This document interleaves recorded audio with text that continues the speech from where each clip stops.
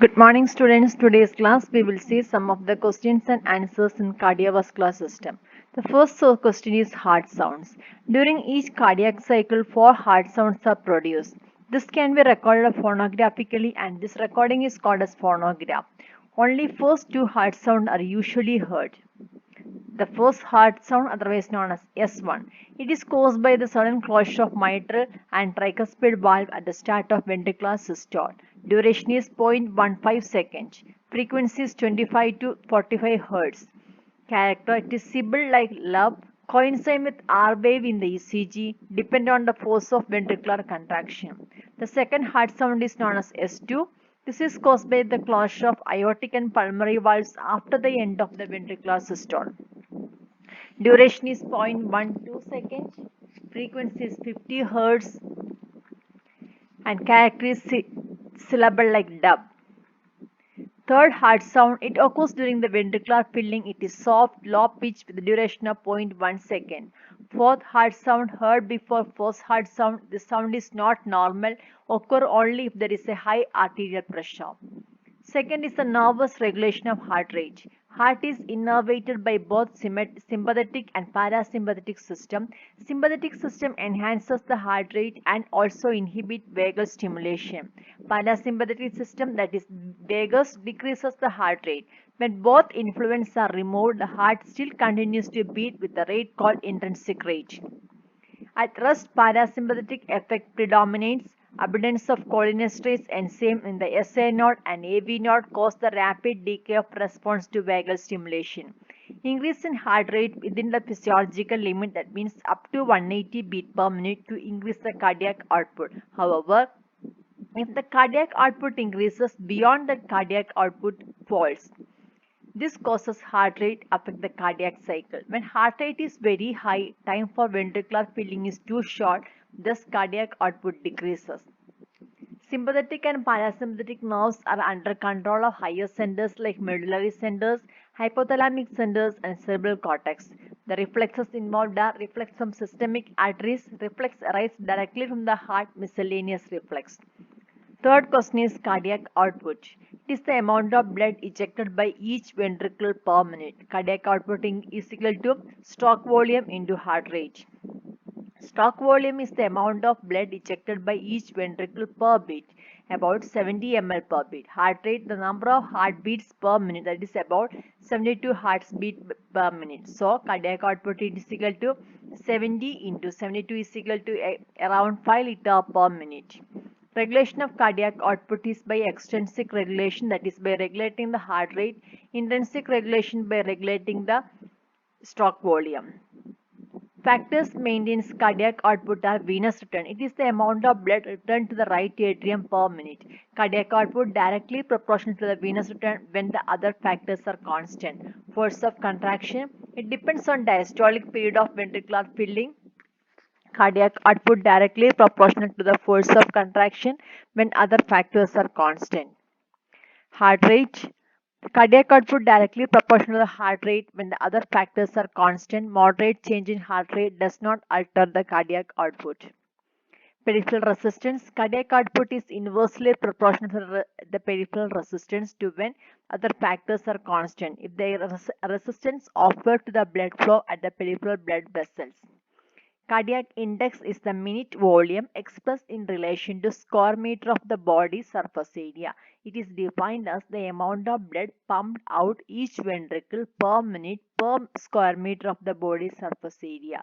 Normal value is 2.8 plus or minus 0.3 liters per square meter of body surface area per minute.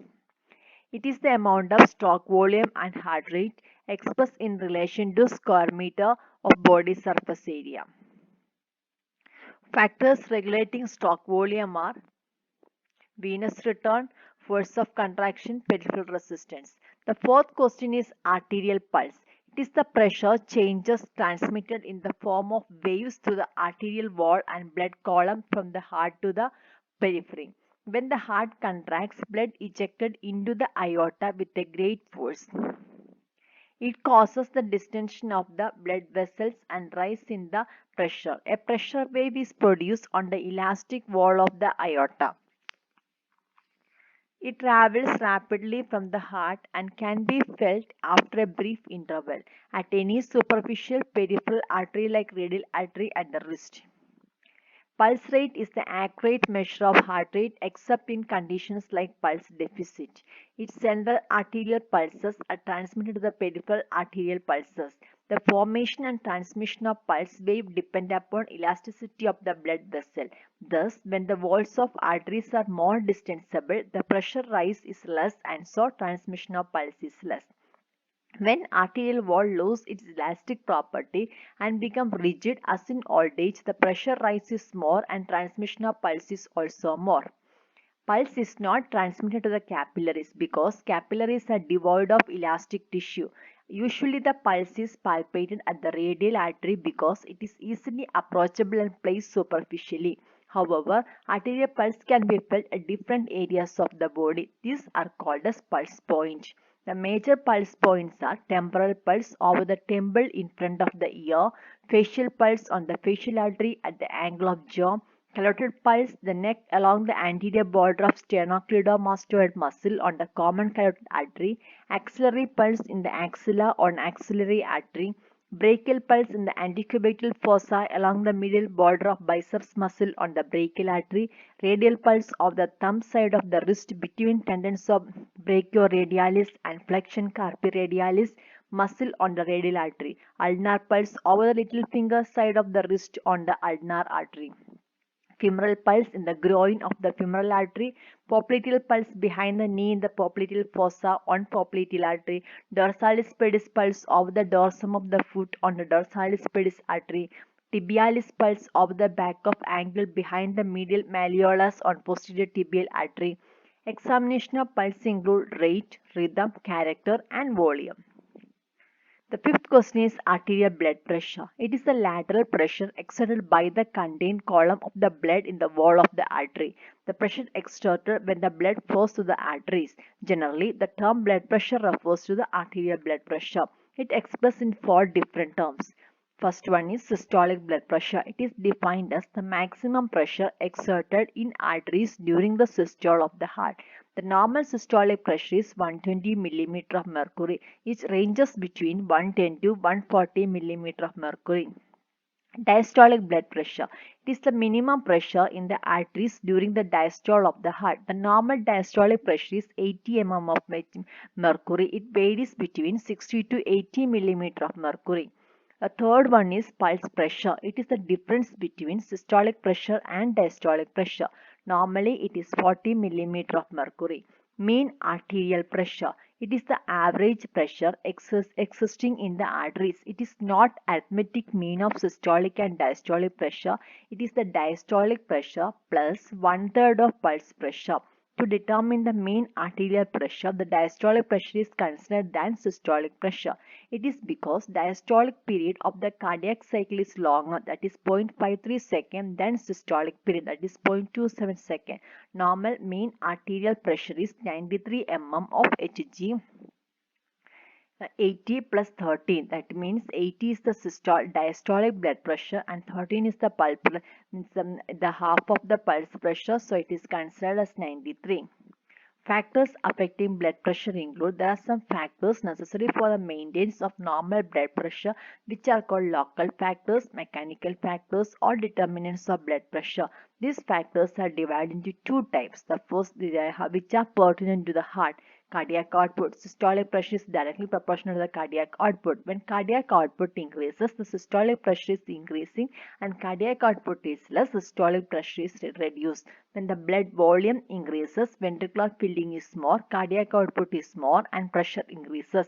When blood volume reduces, the cardiac output is less and blood pressure falls. Second is heart rate. Moderate changes in the heart rate do not affect arterial blood pressure much, but marked alteration in heart rate affect BP by altering the cardiac output. Venous return. BP directly proportional to the venous return. The peripheral factors which are pertaining to the blood and blood vessels include peripheral resistance, which maintains the diastolic blood pressure. The diastolic blood pressure directly proportional to the peripheral resistance. Second is the blood volume. BP directly proportional to the blood volume. Venous return. BP directly proportional to the venous return. Elasticity of the blood vessels. BP directly proportional to the elasticity of venous return. Due to elastic property, the blood vessels are distensible and are able to maintain the blood pressure. Velocity of blood flow. Blood pressure is directly proportional to the velocity of blood flow. Diameter of blood vessels. BP inversely proportional to the diameter of blood vessels. Viscosity of blood. BP is directly proportional to the viscosity of the blood.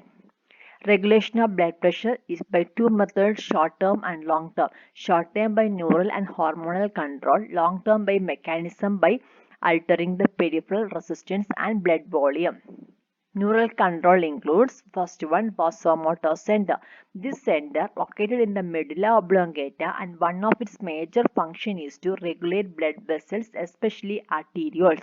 Vasoconstriction causes BP to rise and vasodilatation causes BP to fall. Sympathetic nerve impulses continuously leave the vasomotor center and supply smooth muscle layer of blood vessels, mainly arterioles, where they cause varying degree of constriction called vasomotor tone. As, as a result, arterioles are almost always in a state of moderate constriction. This steady state of tonicity is central in maintaining a stable peripheral resistance that produces an acceptable mean arterial pressure. And any increase in sympathetic activity produces generalized vasoconstriction and rise in blood pressure. Decreased sympathetic activity allows the vascular muscle relax and somewhat and causes BP to decline to basal level.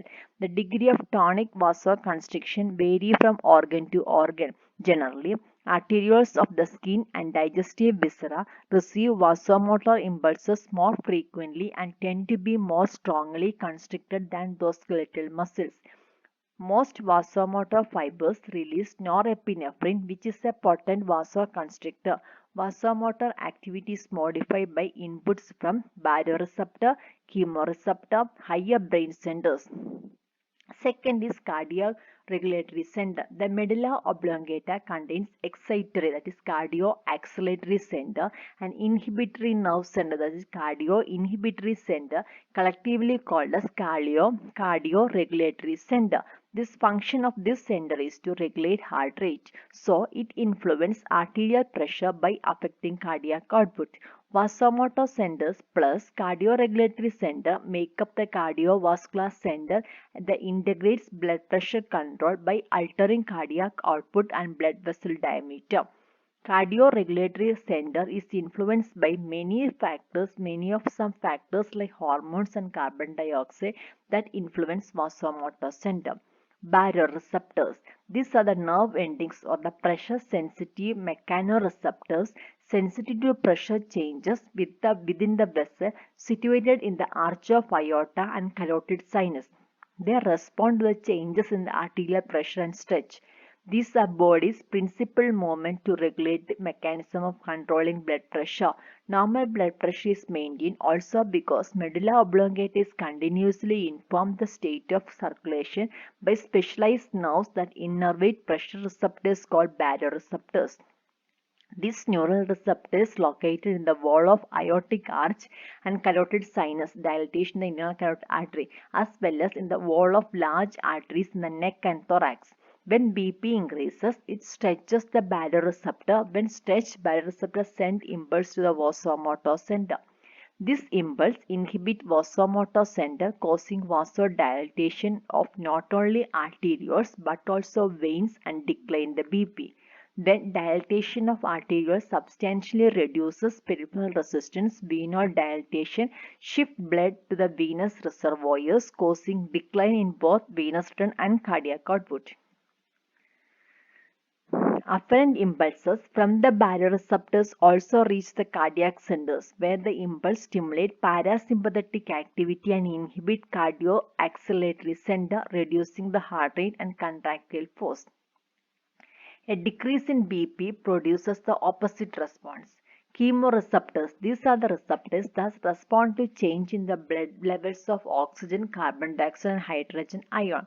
Chemoreceptors are stimulated by low concentration of carbon dioxide and hydrogen ion. These nerve endings are located in carotid bodies, one in each branch of common carotid artery, and several aortic bodies adjacent to the aorta. Chemoreceptors are more important in regulating respiratory rate and BP. Influence of higher brain centers. Higher brain centers and emotions play a role in affecting BP. Reflexes that regulate BP in the medulla of the brainstem. Although cerebral cortex and hypothalamus are not involved in routine control of blood pressure, these higher centers can modify BP via release to the medullary center. For example, fight or flight response mediated by the hypothalamus has profound effect on the BP. The hypothalamus also mediates the redistribution of blood flow and other cardiovascular system responses that occur during exercise and change in body temperature. Next question is cardiac cycle. A cardiac cycle is defined as sequence of coordinated events which take place during the heartbeat. Each heartbeat consists of two major periods called systole and diastole. During systole, there is a contraction of cardiac muscle and pumping of blood from the heart to the arteries. During diastole, there is a relaxation of cardiac muscle and filling of the blood. When heart beats at normal rate, that means 72 per minute, the duration of each cardiac cycle is 0.8 seconds. The duration of systole is 0.27 seconds and that of diastole is 0.53 seconds. Generally, systole is divided into two subdivisions, isometric contraction and ejection period, and diastole is divided into five subdivisions, protodiastole, isometric relaxation, rapid filling, slow filling, and rapid filling or arterial systole. Events of the cardiac system. The arterial events, that is arterial systole, take place 0.11 second, arterial diastole 0.69 second, ventricular events, ventricular systole is 0.27 second, among that isometric constriction lead to 0.05 second, ejection period 0.22 second, and ventricular diastole is 0.53 second, in that protodiastole is 0.04 second, isometric relaxation is 0.08 second, rapid filling is 0.11 second, slow filling is 0.19 second, and last rapid filling is 0.11 second. Arterial systole or last rapid filling phase of pre-systole duration is 0.11 second. During this period, only small amount of blood flows from atria to the ventricle. Second is atrial diastole. After atrial systole, atrial diastole start at the same time. Our ventricular systole also start. Atrial diastole lasts for 0.7 seconds. It is long because it is the period when arterial filling takes place. Right atrium receives the deoxygenated blood from the body and left atrium receives the oxygenated blood from the lungs. Description of the ventricular events. First one is isometric contraction period. It lasts for 0.05 seconds. Immediately after the atrial systole, the atrioventricular valve closed due to increase in ventricular pressure. The semilunar valve also already closed. It is a type of muscle contraction characterized by increasing tension without any change in length of muscle fibers. So it is known as isovolumetric contraction. Second is the ejection period. The opening of the semilunar valves and contraction of ventricles, the blood ejected out both the ventricle. Hence, this period is called ejection period and duration of this period is 0.22 seconds. First stage, the rapid ejection period. During this large amount of blood ejected from both the ventricle, it lasts for 0.13 seconds. Second phase or slow ejection period, blood ejected slowly with a less force. Duration of this period is 0.9 seconds. End systolic volume, ventricle not emptied at the end of ejection period and some blood remains in each ventricle. This amount of blood is known as end systolic volume. It is about 60 to 80 ml per ventricle. Ejection fraction. It refers to the fraction or portion of end diastolic volume that is ejected out by each ventricle per beat. Normal ejection fraction is 60 to 65%. Significance of this is it measures the left ventricular function. Clinically, it is considered as an important index for assessing the ventricular contractility. Ejection fraction decreases in myocardial infarction and cardiomyopathy. Protodiastole. It is a stage ventricular diastole, hence named as protodiastole. Duration is 0.04 seconds. Due to ejection of blood, the pressure in aorta and pulmonary artery increases and pressure in the ventricle drops. Thus, semilunar valves close. No other change occurs the heart during this period. This prodiastole indicate only the end of the diastole and beginning of the systole. Second heart sound. The closure of semilunar valves occur in the phase produces second heart sound. Isometric relaxation period. This is the type of muscular relaxation is characterized by decrease in tension without change in length of the muscle fiber. So it is known as isovolumetric relaxation. Duration is 0.08 seconds. During this, all valves of the heart are closed.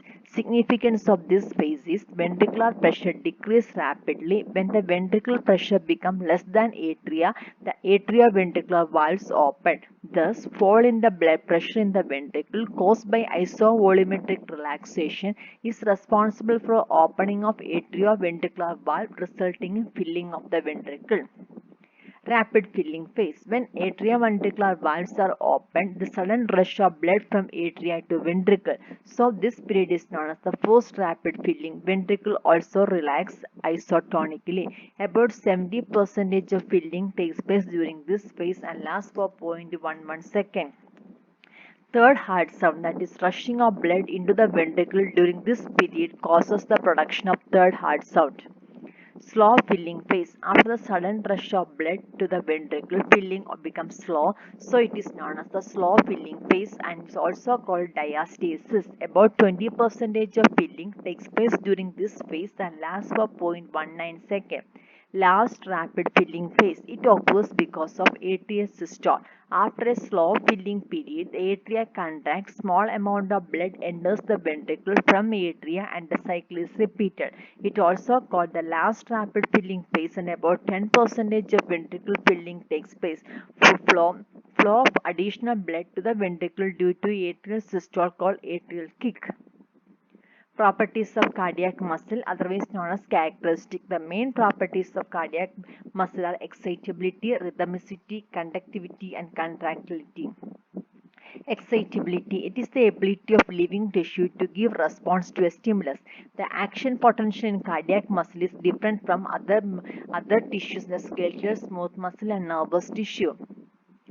Duration of action potential in cardiac muscle is 250 to 350 millimeters second. That means 0.25 to 0.35 second in spread through the cardiac muscle very rapidly. The phases of action potential in single cardiac muscle fiber occur in two phases. One, the initial depolarization, initial repolarization, a plateau, final depolarization, final repolarization. The action potential spread through cardiac muscle very rapidly because of the presence of gap junctions between cardiac muscle fibers. The gap junctions are permeable junctions and allow free movement of ions so that action potential spread from one muscle fiber to the other muscle fiber. Second one is rhythmicity. It is the ability of the tissue to produce its own impulses regularly. It is more appropriately named as autorhythmicity. It also called as self-excitation. The property of rhythmicity is present in all tissues of the heart. However, the heart has specialized structure from which the discharge of impulses is rapid. This specialized structure is known as the pacemaker. From this impulse spread to the other parts of the specialized conductive system. Conductivity. Human heart has a specialized conductive system through which the impulse from SA node are transmitted to all other parts of the heart. Components of the conductive system in the human heart include AV node, bundle of His, right and left bundle branches, Purkinje fibers. The The fourth property is contractility. It is the ability of tissue to shorten in length after receiving a stimulus. Various factors affect the contractile properties of cardiac muscle like all or none law, staircase phenomena. Cardiac muscle have long refractory period compared to skeletal muscle. This helps in fatigue does not occur. Tetanus does not occur and summation of contraction does not occur to the cardiac muscle. Electrocardiogram, otherwise known as ECG. Electrocardiography, it is a technique by which electrical activities of the heart are studied. ECG is the record of graphical registration of electrical activities of the heart which occur prior to the onset of mechanical activities. Electrocardiograph, it is the instrument by which electrical activities of the heart are recorded. Electrocardiogram is the record of graphical recording of electrical activity of the heart. Use of ECG. ECG helpful in determining the heart rate, heart rhythm, abnormal electrical conduction, poor blood flow to the heart muscle, heart attack or coronary artery diseases, hypertrophy of heart chambers. The paper used for recording ECG is called as ECG paper. Electrocardiographic grid refers to the marking or lines on the ECG paper. ECG paper horizontal and vertical lines at regular interval of 1 millimeter. Each fifth line is thickened one.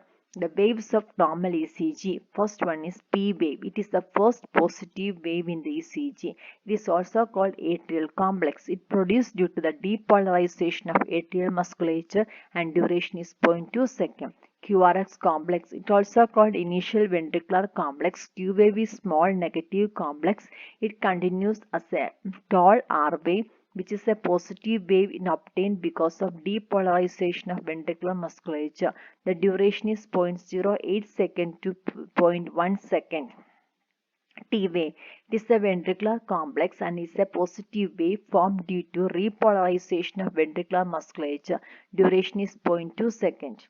Intervals of ECG. First interval is PR interval. It signifies the atrial depolarization conduction of impulses through the AV node. It shows the duration of conduction of impulse from SI node to ventricle through the atrial muscles and AV node. Duration is 0.18 second.